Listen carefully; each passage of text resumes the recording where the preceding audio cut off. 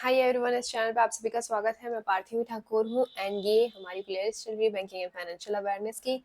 आज हम बहुत ही ज़्यादा इंटरेस्टिंग टॉपिक देखने वाले हैं, टाइप्स ऑफ चेक्स। एंड इसके अलावा आप हमारी स्टैटिक जनरल अवेयरनेस की एंड कंप्यूटर अवेयरनेस की प्लेलिस्ट भी चेकआउट कर सकते हैं। तो अब हम टॉपिक स्टार्ट करते हैं। सबसे पहले अपन देखेंगे स्टेल चेक क्या होता है। जैसे कि नाम से ही समझ में आ रहा है, if the cheque is presented for payment after 3 months of the payment date, it is called stale check। मतलब जिस डेट सपोज 1 तारीख को, अगर सपोज अपन देख लेते हैं 1 जनवरी को अपना चेक दिया गया था, ठीक है। तो उसके बाद 1 फेब तक, 1 क्या नाम है अपना मार्च एंड 1 अप्रैल, तो ऐसे अपने 3 मंथ्स आगे तक के बाद अगर चेक को दिया जाएगा तो वो चेक का किसी भी हालत में पेमेंट नहीं होगा। वो चेक स्टेल चेक कहला दिया जाएगा एंड उसके बाद वो चेक फालतू है, खराब है, मतलब उसका पेमेंट आपको किसी भी हालत में नहीं हो सकता। कोई भी ऐसा कंडीशन नहीं है जिसकी वजह से जिससे अपन स्टेल चेक का पेमेंट करवा सके, हो ही नहीं सकता, ठीक है। इसके बाद अपन देखते हैं म्यूटिलेटेड चेक क्या होता है। तो जिसमें, अब म्यूटिलेटेड का मतलब थोड़ा खराब किया हुआ है ना। तो इसमें अपन देखते हैं ओवर राइटिंग जिसमें होती है और एनीथिंग लाइक दैट, मतलब जैसे कटा फटा अगर है या किसी भी तरीके से अगर वो स्टैंडर्ड हालत में नहीं है तो उसको म्यूटिलेटेड चेक कहा जाता है। एंड इसमें ऐसा होता है कि जैसे ओवर राइटिंग जो होती है किसी भी चेक की सिर्फ डेट में अलाउड होती है, बाकी अमाउंट वगैरह पे या नेम पे या कहीं पर भी ओवर राइटिंग अलाउड नहीं होती, सिग्नेचर पे या किसी पे भी। तो सिर्फ डेट में ओवर राइटिंग चलती है क्योंकि उसका कोई ऐसे गलत मीनिंग नहीं है, क्योंकि जैसे सपोज किसी ने डेट पे ओवर राइटिंग कर दी उसको स्टेल चेक होने से बचाने के लिए, है ना। अगर वो लेट हो चुका है ऐसा कुछ, तो क्या हुआ, वो अमाउंट उसको पहले भी तो मिलनी ही थी, तो बाद में मिल जाएगी तो क्या दिक्कत है। तो डेट से इतना फर्क नहीं पड़ता, बट अमाउंट से तो फर्क पड़ेगा ही ना, कि मतलब 1000 में कुछ मिलना था पेमेंट और लाख में मिल गया, ऐसा तो नहीं होना चाहिए। तो वो यहाँ पे रहता है ओवर राइटिंग, या फिर कटा फटा हो या गंदा हो, या ऐसे कोई भी चीज म्यूटिलेटेड चेक कहलाता है वो। एंड इन दैट केस वो वैलिड नहीं होता है, ठीक है। उसके अलावा डिसऑनर ऑफ चेक, ठीक है, ये अपना इंपॉर्टेंट टॉपिक है, ये अपन डिस्कस करते हैं।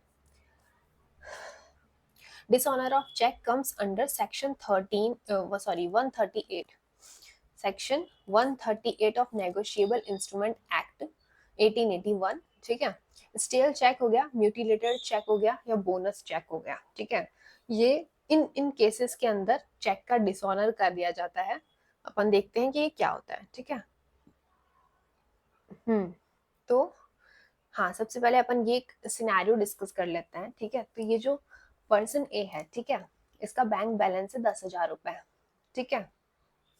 एक्चुअली यहाँ बाउंस आएगा। वही मैं सोच रही थी ये बोनस चेक ये क्या है ये तो मैंने देखा ही नहीं। हाँ, ठीक है, तो चेक बाउंस आपने सुना होगा, हो गया तो ठीक है। यहाँ पे अपन चेक बाउंस का एग्जांपल डिस्कस कर रहे हैं, ठीक है। तो स्टेल चेक के अंदर, हाँ, स्टेल चेक में म्यूटिलेटेड में अब चेक बाउंस होने पे डिसऑनर कर दिया जाता है चेक का, है ना, मतलब वो नहीं दिया जाता है पेमेंट, ठीक है। तो ये पर्सन ए है, इसके बैंक के अंदर सिर्फ 10,000 रुपए हैं एंड इसने 1 लाख का चेक बना के दे दिया है पर्सन बी को, ठीक है। पर्सन बी जो है ये बैंक के, इसने ड्रॉप बॉक्स के अंदर, जो मैंने आपको प्रीवियस लेक्चर जो है चेक्स वाला जो है लेक्चर, उसके अंदर मैंने बताया था कि ड्रॉप बॉक्स के अंदर पर्सन बी डाल देगा जो चेक है प्लस फॉर्म अटैच करके, है ना। एंड उसमें, हाँ ठीक है, ड्रॉप बॉक्स में डाल दिया। एंड उसके बाद क्या हुआ कि ये अपना पता चला कि इनसफिशिएंट बैलेंस है। इनसफिशिएंट बैलेंस के केस के अंदर चेक बाउंस हो जाता है, ठीक है। तो क्योंकि इसके 10,000 ही थे बैंक अकाउंट के अंदर एंड ये इसने 1 लाख का पेमेंट चेक से कर दिया है, तो इनसफिशिएंट बैलेंस हो गया, तो चेक बाउंस हो गया, ठीक है। तो जब भी चेक बाउंस होता है उसके बाद 15 डेज का टाइम मिलता है, मतलब उस 15 डेज के अंदर आप प्रॉब्लम सॉल्व कर सकते हो, ठीक है। तो अब ये क्या होता है कि ये कहता है, जो पर्सन बी है वो पर्सन ए को कहता है कि भाई ये क्या करा तूने, मेरे को तो 1 लाख रुपए चाहिए थे, तेरे पास तो है ही नहीं, तू ऐसे तो नहीं कर सकता, 1 लाख रुपए बैलेंस में डाल, तो फिर ये जो पर्सन ए है ये भी एकदम धुर्राटेदार है ना, तो इसने क्या करा कि ठीक है तू वापस ट्राई कर, ठीक है। तो पर्सन बी ने वापस ट्राई करा 15 डेज के अंदर अंदर, तो चेक बाउंस हो गया वापस, ठीक है। तो सेकेंड टाइम जब ये बाउंस हो गया एंड इसने कोई भी मतलब एक्शन नहीं लिया ना पर्सन ए ने, तो पर्सन बी एक्शन ले सकता है, पर्सन बी केस ठोक सकता है पर्सन ए के ऊपर कि कैन ये इसने मेरे साथ गलत करा है, ठीक है। तो 15 डेज वापस वैलिड हो जाता है, जब भी चेक बाउंस होता है 15 डेज के लिए बाद में तक वो वैलिड रहता है, ठीक है। तो चेक बी है ये केस कर भी सकता है पर्सन ए के ऊपर या नहीं भी कर सकता, ठीक है। तो इन दैट केस अगर ये जो पर्सन बी है अगर ये केस करता है तो ये एक एक्स्ट्रा फीस भी मांग सकता है, जिसके बारे में अपन आगे पढ़ेंगे। तो उसके उसमें क्या होता है कि जैसे केस करने में लॉयर वॉयर की फी लगती है अपनी एंड ऑल, खर्चा होता है, राइट। तो वो भी ये पर्सन ए से मांग सकता है, तो अपन आगे डिस्कस करेंगे, ठीक है। तो हाँ, बट ये जो फर्स्ट टाइम अगर बाउंस होता है चेक तो उसमें कोई केस वेस नहीं हो सकता, सेकेंड टाइम बाउंस होता है तो केस होता है, ठीक है।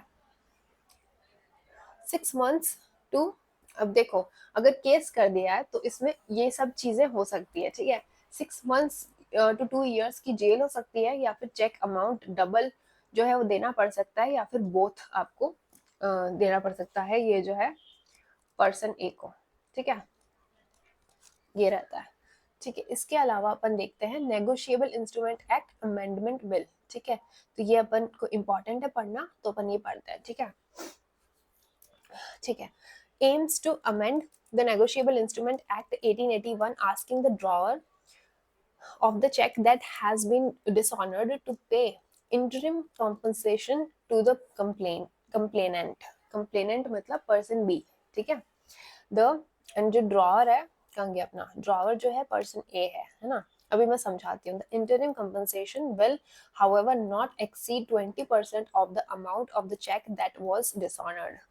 The drawer of the check यानी कि person A has to pay interim compensation within 60 days from the date of the order, and if the court is satisfied it can grant an extension of further 30 days but not beyond that, ठीक है। तो अब इसका क्या meaning हुआ जो मैंने ऊपर समझाया कि जो ऐसे एक्स्ट्रा केस करने में जो एक्स्ट्रा अपनी फीस वगैरह लगती है लॉयर की एंड ऑल जो भी लगती है ना, तो वो पर्सन बी जो है उसको पर्सन ए से वो मांगेगा इंटरिम कॉम्पनसेशन, मतलब ये वो फी है, मतलब जो पर्सन ए को एक्स्ट्रा देनी पड़ेगी, जो उस पर जो भी पेनल्टी वगैरह लगी जो अपने ऊपर ये डिस्कस करी ना, इनके अलावा एक्स्ट्रा देनी पड़ेगा इंटरिम कॉम्पनसेशन, जिसके अंदर वो फी आती है जो कि केस करने की वजह से जो इनकन्वीनियंस हुई उसमें कवर होती है, ठीक है। तो इंटरिम कंपनसेशन जो होता है वो कभी भी चेक का जो अमाउंट है उसके 20% से एक्सीड नहीं कर सकता। चेक का जो अमाउंट है, जैसे सपोज अपन ने तो 1 लाख का ही लिया है, तो उसमें 20,000 जो है इंटरिम कंपनसेशन 20,000 तक जा सकता है, उससे एक्सीड नहीं कर सकता, ज्यादा नहीं जा सकता। उसके अलावा जो पर्सन ए है वो इस इंटरिम कंपनसेशन यानी कि 20,000 अराउंड जो भी है उसको देने के लिए उसको 60 डेज मिलते हैं, एंड 60 डेज पे वो 30 डेज का एक्सटेंशन ले सकता है अगर कोर्ट सेटिस्फाइड है तो। मतलब अगर पर्सन ए के पास उतना अमाउंट नहीं है, 60 डेज के अंदर वो नहीं जमा कर पा रहा है, तो वो 30 डेज का एक्सटेंशन भी ले सकता है, ठीक है, बट उससे ज्यादा नहीं ले सकता। इसके बाद अपन पढ़ते हैं कि पोस्ट डेटेड चेक क्या होता है। In banking a post dated cheque is a cheque written by the drawer payer, है ना, for a date in the future, ठीक है। तो इसका एग्जाम्पल क्या होता है पोस्ट डेटेड, मतलब फ्यूचर में वो क्यों लिखेगा, ठीक है। तो इसका एग्जाम्पल एक बहुत अच्छा ये एग्जाम्पल है कि सपोज अपन जैसे प्री बुकिंग टाइप नहीं होता, जैसे सपोज मेरे को कोई घर पसंद आ गया है, ठीक है।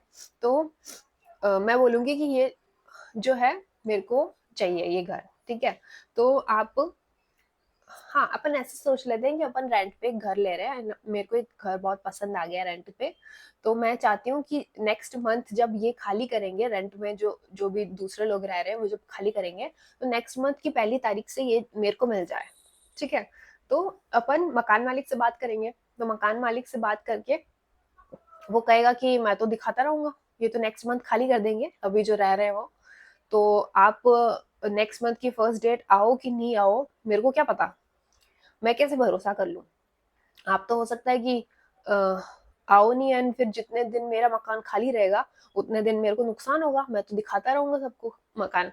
तो फिर अपन बोलेंगे कि नहीं नहीं, दूसरों को मकान मत दिखाइए, हम आएंगे 1 तारीख को। तो वो फिर वो पूछेगा कि भाई मेरे को कैसे श्योरिटी है, मैं कैसे श्योर हूँ।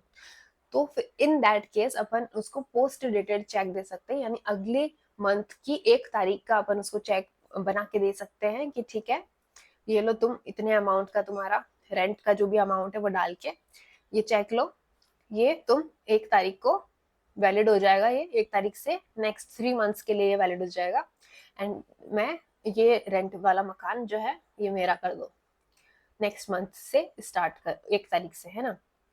समझ में आया। तो इस टाइप के सिनेरियो में पोस्ट डेटेड चेक काम में आता है, इसके अलावा कई टाइप के सिनेरियोज में, है ना। उसके अलावा नेक्स्ट अपना ये बहुत इंपॉर्टेंट है, जिसका भी जो भी टर्म के नेम से समझ में नहीं आ रहा हो ना, वो इंपॉर्टेंट हो जाती है। पोस्ट डेटेड चेक में नाम से समझ में आ रहा है, जब ये है एंटी डेट डेट चेक, ठीक है, बहुत इंपॉर्टेंट, ठीक है, इसके नेम से समझ में नहीं आ रहा। In banking anti dated cheque, antedated refers to checks which have been written by the drawer and dated at some point in the past। मतलब ये अपना फ्यूचर में डेट लिखी थी इसकी, एंड इसकी पास्ट में लिखी है। अब ऐसा सिनेरियो जिसके अंदर पास्ट वाली डेट अपन लिख सकते हैं, तो ये बहुत ही कॉमन है, क्योंकि इसमें जैसे सपोज ऐसा एग्जांपल अपन ले सकते हैं कि अपन को सपोज 5 दिन पहले पेमेंट करना था, बट अपन 5 दिन लेट हो चुके हैं, ठीक है, तो इन दैट केस अपने 5 दिन की पेनल्टी भी लगेगी ना। तो अपन चाहते हैं कि वो पेनल्टी ना लगे, बाकी अपन पेमेंट पूरा कर देंगे, ठीक है। तो अगर ऐसा कुछ सिनेरियो है तो फिर अपन रिक्वेस्ट कर सकते हैं, एंड देन सामने वाले को अपन बोल सकते हैं कि बस मेरी पेनल्टी बचा लीजिए, ठीक है। तो वो कह सकता है कि हाँ ठीक है, आप ऐसा कीजिए कि आप 5 दिन पहले का ही हमें चेक दे दीजिए। तो हम क्या ऐसा शो कर देंगे कि हमें 5 दिन पहले चेक मिल गया था, इन्होंने दे दिया था 5 दिन पहले ही, बट हमने उसको प्रोसेस में नहीं डाला है ना। तो इन दैट केस आपकी वो 5 डेज की पेनल्टी बच जाएगी, इवन इफ आपने 5 दिन बाद में पेमेंट कराए, बट उसमें डेट जो है 5 दिन पहले की जाएगी, है ना। तो इससे आपकी पेनल्टी बच जाएगी। तो इस टाइप का सिनेरियो के अंदर अपन पास्ट में जो डेट है वो लिखी हुई, उसको एंटी डेट अपन, एंटे डेट जो भी बोलना है, चेक जो है वो पास्ट की डेट में जो लिखा जाता है उसको कहा जाता है, ठीक है। तो अगर ये लेक्चर आपको समझ में आया हो तो please do like share and subscribe to this channel, and thank you so much for watching। I will see you in the next lecture. Till then, take care, bye bye।